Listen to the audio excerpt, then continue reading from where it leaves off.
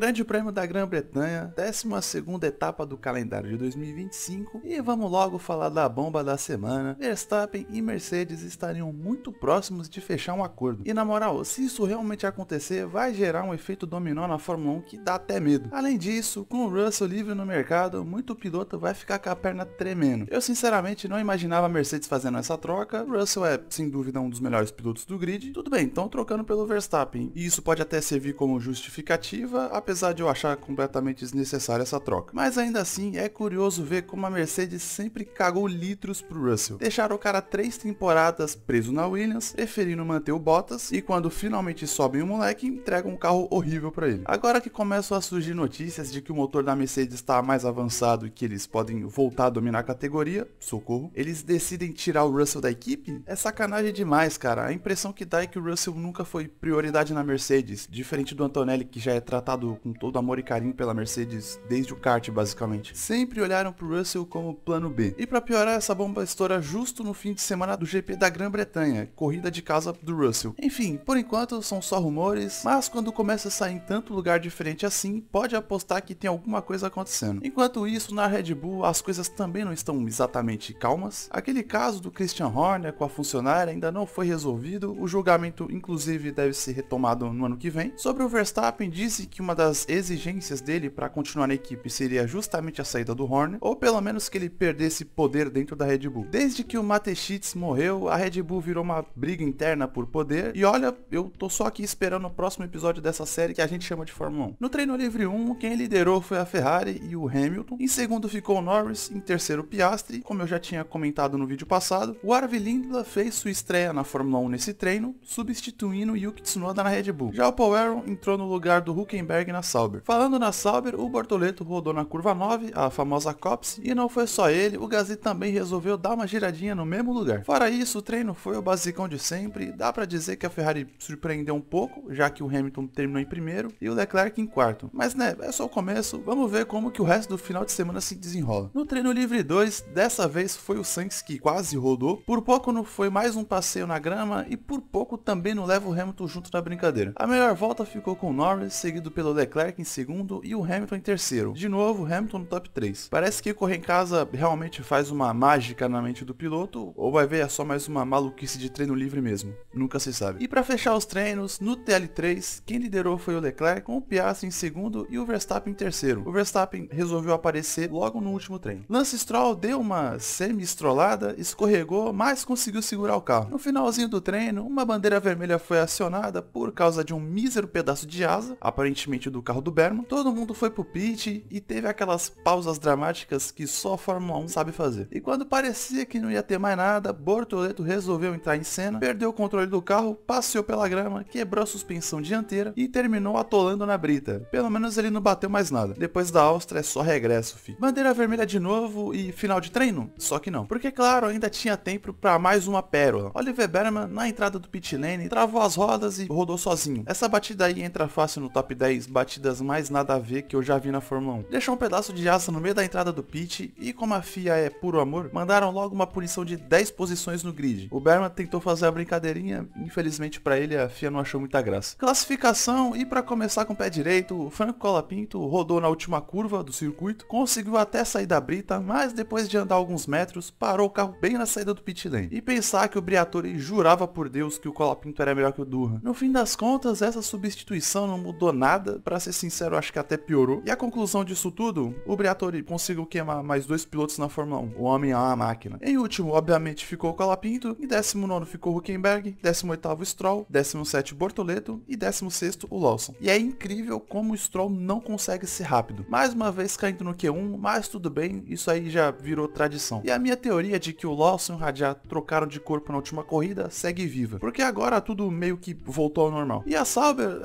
voltou a ser a Sauber. Eu tenho medo da estratégia da Sauber. Sim, eu tenho medo da equipe do Bortoleto. No Q2, 15º Ocon, 14º o Albon, 13º Radiar, 12º Tsunoda e 11º Sainz. Dessa lista dá pra destacar o Tsunoda, ainda tá longe do ideal, mas pelo menos dessa vez foi um pouco mais longe. E o Sainz quase passou pro Q3, ficou só 35 milésimos atrás do Gasly. No Q3, em 10º ficou o Gasly, em 9º ficou o Alonso, 8º o Berman, lembrando que ele vai largar de 18º por causa da punição, 7º Antonelli sexto Leclerc, quinto pro Hamilton, quarto Russell e o top 3, Norris em terceiro, Piastri em segundo e em primeiro Verstappen, mais uma vez tirando o coelho da cartola. Pelo que a gente vinha vendo nos treinos, parecia que a Ferrari ia disputar com a McLaren e até dava para sonhar com uma pole do Hamilton. Pelo menos ele largou na frente do Leclerc. Russell também se enfiou no meio de duas McLaren e duas Ferrari. Mas a maior surpresa foi o Verstappen. Ele estava lá em sexto antes da última volta e simplesmente tirou mais de 2 décimos do Piastri, que naquele momento era basicamente o pole. E o detalhe, ele não errou no último setor, ao contrário do Hamilton, do Norris e do próprio Piastri. Falem o que quiser do Verstappen, mas o cara é foda. Bom, o grid ficou assim, agora vamos ver como é que foi a corrida. Sinceramente, aconteceu tanta coisa nessa corrida que eu tô processando tudo até agora. Antes mesmo da largada, o clima britânico já fez questão de dar o ar da desgraça. Choveu muito antes da Fórmula 1. Pra você ter uma ideia, a corrida da Fórmula 3 foi encerrada antes do previsto de tanta água que tava caindo. Aí chega na Fórmula 1, naquela volta de instalação, tava nublado, chovendo. Meia hora depois, na volta de apresentação, um solzão na tua cara. Inglaterra e seus climas que parecem sorteio de bingo. Com a pista metade seca, metade sabão de coco, alguns pilotos resolveram parar nos boxes antes mesmo da largada oficial para trocar de pneu. Genial? Não. Pena que eles escolheram errado, porque os pneus intermediários ainda estavam virando muito mais rápido. E adivinha quem foi um dos pilotos que estavam no meio desse bolo? O Bortoleto, é claro. Na primeira volta já teve treta, o Ocon foi ensanduichado. De um lado tava o Tsunoda, do outro o Lawson, e o resultado, o Lawson saiu voando pela pista e acabou abandonando. Já logo em seguida, Bortoleto, com os pneus mais inadequados da face da terra, rodou sozinho e quebrou a asa traseira. Ainda conseguiu sair da brita, mas teve que parar alguns metros depois para não ficar espalhando peça de carro pela pista igual confete. Virtual Safety Car acionado, aí sim, depois de umas voltinhas, começou a corrida de verdade. Na volta 8, Piastri passou Verstappen e a pista já estava quase seca. Mas aí os engenheiros avisaram no rádio, volta 10, vem água, irmão. Tira a roupa do varal, bota os baldes no quintal pra catar água. Dito e feito, começou a chover pra cacete. No meio da bagunça, Verstappen errou sozinho e foi ultrapassado pelo Norris. Eu até ia dizer que é raro ver o Verstappen errar desse jeito, mas lembrei que ele já fez isso na Austrália também. E também na chuva. Tá ficando padrão 2025 isso. Com o tsunami caindo, todo mundo correu pro box. Trocaram pra pneu de chuva extrema? Óbvio que não, ninguém quer usar essa merda. Colocaram intermediário mesmo. A chuva tava tão violenta que o safety car entrou só pra dizer, galera, não dá. Quando o tempo decidiu dar uma trégua e o sol apareceu de novo, Hamilton aproveitou pra fazer uma ultrapassagem dupla pra cima do Ocon e do Russell. Momentos depois, outro safety car na pista, meu Deus, Hadjar não tava vendo absolutamente nada por causa do spray e do nada o Antonelli brota na frente dele e o resultado, Hadjar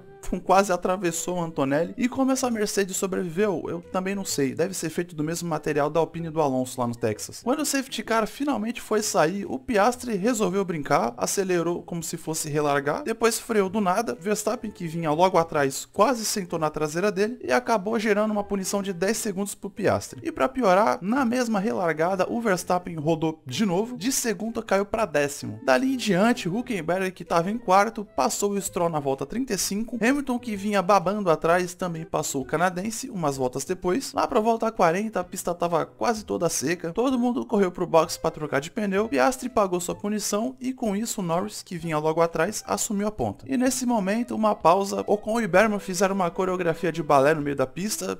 Parabéns, nota 10. Hamilton, que estava vindo alucinado, começou a perder ritmo, culpa dos pneus macios que a Ferrari colocou nele? Provavelmente. Já Leclerc, que só faltou se bater depois de ter errado na classificação, errou no final da corrida também. O cara ainda vai ser churrascado até o final do ano, mano. Depois desse festival de clima bipolar, rodadas aleatórias e batidas, Lando Norris venceu o grande prêmio de Silverstone, e com a vitória basicamente caindo no colo dele. Piastri terminou em segundo, apesar da punição, e Hülkenberg completou o pódio, provavelmente sem acreditar até agora igual eu. Bom, vamos falar dos destaques agora, e o primeiro que eu quero destacar positivamente, sem dúvida, talvez o principal destaque positivo do ano inteiro, é ele, Nico Hülkenberg. Depois de 15 anos, 239 corridas, 7 equipes diferentes e talvez o título não oficial de maior meme da Fórmula 1, finalmente o homem conseguiu um pódio. Agora ele finalmente tem um terceiro lugar para chamar de seu. Melhor piloto do dia, subiu para nono no campeonato com 37 pontos, e só com esse resultado fez a Sauber sair de nono para sexto no Mundial de Construtores. Um absurdo e, de novo, tudo isso debaixo de chuva. Igual lá na Austrália, onde ele também fez mágica e terminou em sétimo. Outra que merece aplauso é o Hamilton, que fez uma corridaça. Em certo momento parecia que ele ia passar o Hülkenberg e ir pro pódio. Mas aí bateu a realidade dos pneus macios, perdeu desempenho, mas ainda assim, depois de toda essa maluquice, cruzou em quarto, respeito o velho. Pierre Gasly também merece menção honrosa, chegou em sexto com uma corrida super consistente. E o Stroll, olha só, terminou em sétimo. Passou algumas voltas no pódio, que é um momento meio raro, não fez cagada e até que correu bem. Agora, destaque negativo, sinceramente não teve ninguém que fez uma corrida horrível, mas